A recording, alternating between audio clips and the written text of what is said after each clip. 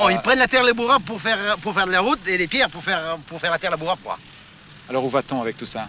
Ah, je sais pas. On trouve que les paysans ont trop de terre sans doute, alors il faut leur enlever un peu.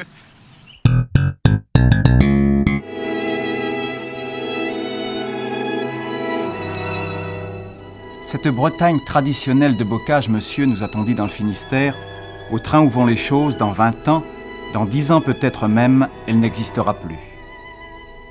Dans beaucoup de communes, à Telgruc comme ailleurs, les agriculteurs ont du mal à comprendre le pourquoi de certains grands travaux qui bouleversent la terre bretonne. Ici, alors, il y a une borne et la route passe de ce côté-là. Elle passera de ce côté-là. Elle passera de ce côté-là. Alors qu'on pouvait la faire, justement, la redresser simplement, quoi. Ici, il y a une diminution de 1,78 m par là, 80 peut-être même. Alors il va falloir abattre quoi? Il faudra abattre... le propriétaire du terrain prend la dénivellation et la moitié de la route. Et pourquoi? On se demande. Alors où vous êtes là, il va falloir qu'il cultive. Oui, il faudra cultiver les pierres, quoi. C'est rien d'autre. Et il faudra charger la route, autrement on ne peut rien faire. Mais c'est vous qui avez demandé cela ou pas? Ah non, nous n'avons pas demandé. Non, on nous a mis de force, quoi. Parce qu'il fallait qu'on puisse venir du village vers le haut. Oui, il fallait une route, mais on n'avait pas besoin de faire tellement de simagrées pour l'avoir, hein. Alors qu'est-ce qu'on va faire là? On va tout détruire, ça va coûter très cher. Oh, sûrement, mais c'est dans le remembrement, alors nous autres, on nous dit pas le prix, hein. Sauf plus tard, on saura ce qu'on aura payé, quoi, c'est tout. Est-ce que vous étiez d'accord? Ah non, nous n'étions pas d'accord, sûrement. Mais vous l'avez dit quand même, non? Oh oui, mais ça ne sert à rien de parler chez nous. Alors, qu'est-ce que vous voulez qu'on y fasse? Et alors dans la terre qui est à côté, là, on va... Bon, ils prennent la terre labourable pour faire de la route et les pierres pour faire la terre labourable, quoi. Alors où va-t-on avec tout ça? Ah, je sais pas. On trouve que les paysans ont trop de terre sans doute, alors il faut leur enlever un peu.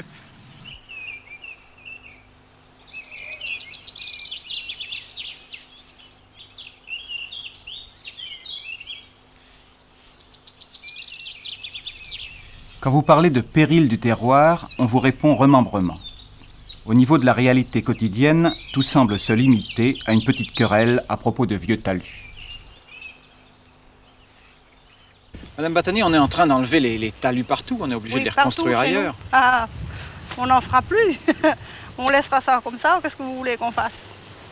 Et vous croyez que c'est mauvais pour l'agriculture? Ah ben c'est très mauvais pour l'agriculture, premièrement pour les bêtes. On a moins de lait quand il y a du vent. C'est un pays d'élevage ici. Oh oui, c'est un pays d'élevage. Et on a beaucoup moins de lait? Ah oui, et surtout qu'ici ça souffle quand il y a la tempête. Les cyprès ont été mis ici, pourquoi? Les cyprès ont été mis pour abriter les toitures. Du vent qui vient de la mer? Oui. Des kilomètres de talus brise-vent sont déjà tombés sous la dent des bulldozers. Et un jeune agriculteur affirme que ce n'est pas fini. Ce talus, il doit disparaître parce que le géomètre a établi son plan de telle façon, de telle sorte que le propriétaire soit obligé de la raser. La propriété étant petite, pour récupérer ces 3 mètres qui sont au-delà de ce murtin, il devra abattre ce talus. Ce talus-là va disparaître également. Ces talus ont une très grande importance, surtout dans une région d'élevage très vantée, où la moindre perturbation atlantique devient pour nous une tempête. Est-ce que vous croyez que c'est vraiment un saccage de la terre bretonne? Oui, on aurait pu faire ça d'une autre façon, en tenant compte du bon sens des cultivateurs. Alors on plante ici des cyprès également en Bretagne puisqu'il n'y a plus de talus. Mais ces cyprès, est-ce qu'ils peuvent pousser? Ces cyprès ne peuvent pousser parce qu'ils sont brûlés par l'air marin. Le vent circule en ras du sol, les fauche, les brûle. Alors il faut les abriter derrière des pierres. Oui, c'est le seul qui me reste de 10 cyprès que j'ai plantés autour des bâtiments. J'en ai planté là, sur le talus. Derrière les machines agricoles là-bas? Derrière les machines agricoles. Et elles ont toutes été criées. Et en fin de compte, ici à Plozévé, sur les 2395 hectares remembrés, on a rasé 350 km de talus sur les 370, quoi. Alors vous voyez un peu les dégâts. C'est presque la totalité. Pratiquement la totalité. Et il y a une solution à tout ça? Oui, c'est que le remembrement se fasse, que les lois du remembrement d'abord soient modifiées, parce que nous sommes sous le régime des lois de 1941. Nous sommes comme sous l'occupation allemande, où le remembrement se fait de façon autoritaire. Les cultivateurs sont minoritaires dans les commissions communales. Et ils n'ont pratiquement rien à dire à la commission départementale. Et vous avez énormément de gens qui s'occupent de remembrement et qui n'y ont aucun intérêt. Donc ça se fait, si vous voulez, genre de maquignonnage, marché aux puces.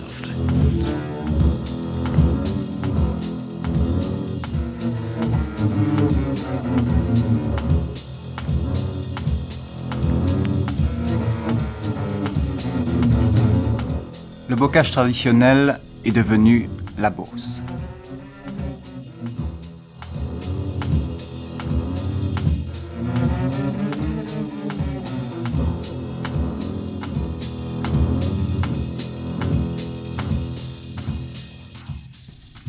Expert agricole et membre de l'association de défense du terroir breton, M. Robert Gouaché craint tout de ce nouveau paysage.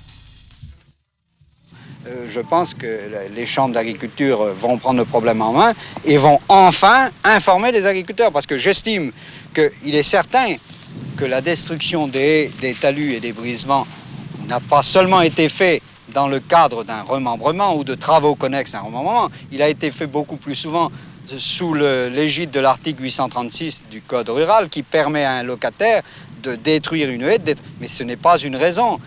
Si les cultivateurs avaient été informés des préjudices qu'ils subiraient en détruisant ces haies et ces talus, ils ne l'auraient pas fait. Ceux qui n'ont pas informé sont donc, à mon sens, responsables. Et c'est ce que le terroir breton cherche actuellement à faire, c'est d'informer. On nous a traités de poètes, de rêveurs, mais nous ne rêvons pas, nous voyons la réalité. Il ne s'agit pas ni d'être pessimiste, ni d'être optimiste à la mode des moutons de Panurge. Il s'agit de regarder la terre et de voir tout ce qu'on y fait et toutes les destructions.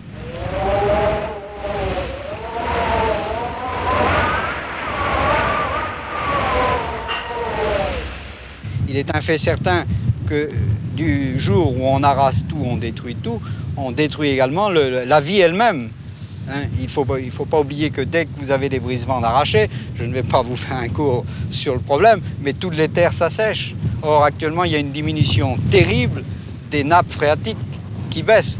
Il y a en plus, c'est parce qu'on parle souvent de déforestation, mais il ne faut pas oublier qu'une forêt n'est pas seulement un bloc d'arbres, c'est aussi, et dans notre pays avant tout, une forêt linéaire qui était constituée par ces talus, par ces haies d'ormes et autres essences. Du jour où on les détruit, il y a une évapotranspiration qui est terrible et qui diminue forcément la quantité et la qualité des cultures. La Bretagne a peut-être une vocation touristique qui va de plus en plus marquer. Il est certain que pour l'agriculteur, et notamment dans le Finistère, les gîtes ruraux sont un complément de revenus. Or, les gîtes ruraux sont recherchés par les gens des grandes cités pour leur environnement. Si l'on détruit toute cette verdure, tous ces arbres autour, que voulez-vous que les gens de la ville viennent chercher dans une steppe?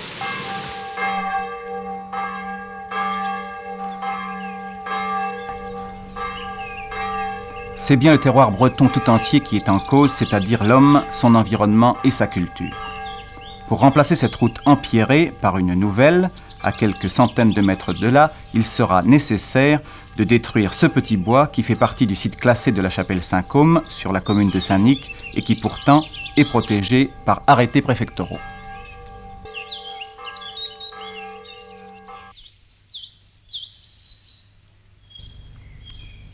La Bretagne, c'est aussi 200 000 hectares de forêt dans 5 départements, dont 18 000 de forêts domaniales, comme celle de Camors dans le Morbihan. Si à côté on veut faire la Beauce, ici on veut faire les Vosges en remplaçant les feuillus par des résineux. Il faudra alors refaire la Bretagne quelque part ailleurs, dit M. Pierre Jarnot, maire de Camors. Mais il ajoute qu'il préférait tout de même la conserver là où elle est. En ce qui concerne la forêt de Camors plus précisément, elle a une superficie de 630 hectares. Il était prévu, et ceci depuis très longtemps, que sur les 630 hectares, on allait abattre environ 200 hectares. L'abattage était prévu de 1956 à 1986, ce qui aurait fait en gros une dizaine d'hectares par an. Mon Dieu, nous sommes conscients qu'il faut abattre une forêt, enfin qu'il faut l'exploiter, donc il faut abattre du bois.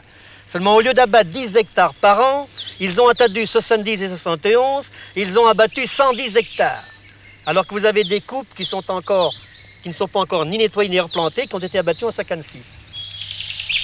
Personnellement, je ne trouve pas les mots qu'il me faudrait pour dire ce que je pense, pour vous dire de la façon dont je suis ému. Vous êtes ému et scandalisé. À scandaliser, absolument scandalisé, de voir ce qui s'est passé. Et la raison de tout cela, ou les raisons? Les raisons, je ne les connais pas exactement, mais enfin, il paraît, et c'est possible, que en matière de rendement, le résineux serait plus rentable que le feuillu. Toutefois, si ça pouvait être vrai, je crois que la préservation de la nature vaut bien un sacrifice financier. Mais je crois qu'il y a un autre problème. Et j'ai la nette impression que les ingénieurs qui donnent des instructions et qui assurent l'exploitation de ces forêts sont intéressés non seulement sur le bois qu'ils vont abattre, mais sur ceux qui vont ensuite replanter. Et c'est peut-être là le nœud du problème. Intéressé, ça veut dire financièrement. Intéressés financièrement et légalement d'ailleurs, d'après une loi qui date du Premier Empire et qui est toujours en vigueur. Et qui c'est qui leur paye des subventions alors? En ce qui concerne l'ONF, je ne sais pas exactement, puisque la direction de l'ONF ne dépend pas de ma commune, mais en ce qui concerne le génie rural, personnellement, j'ai déjà vu signer des mandats pour les ingénieurs du génie rural pour les travaux qu'ils ont faits dans le cadre de ma commune, les travaux de remembrement par exemple. Qui ont déjà un salaire en tant que fonctionnaire de l'État. Déjà, je pense, un salaire en tant que fonctionnaire. Alors je pense qu'il y a là un problème qui serait intéressant à débattre dans le cadre de l'Assemblée nationale. Vous êtes breton, vous? Ah, je suis breton essentiellement, oui. Et alors de voir ce saccage, un peu ce massacre de la Bretagne... Ça me fait mal au cœur, j'en ai pleuré plusieurs fois. Et je suis sincère. Solution? Solution, je ne peux pas la trouver, ça ne dépend pas de moi, mais je pense quand même que le ministère de l'Agriculture, en l'occurrence M. Cointat, devrait donner des instructions à son directeur d'Oraine, c'est-à-dire M. Jassiot, pour qu'il cesse ce massacre, ce que j'ai appelé le massacre de la forêt de Camors, dans la lettre que j'ai écrite à M. Poujade le 19 janvier dernier, avant que je ne sois maire de Camors d'ailleurs.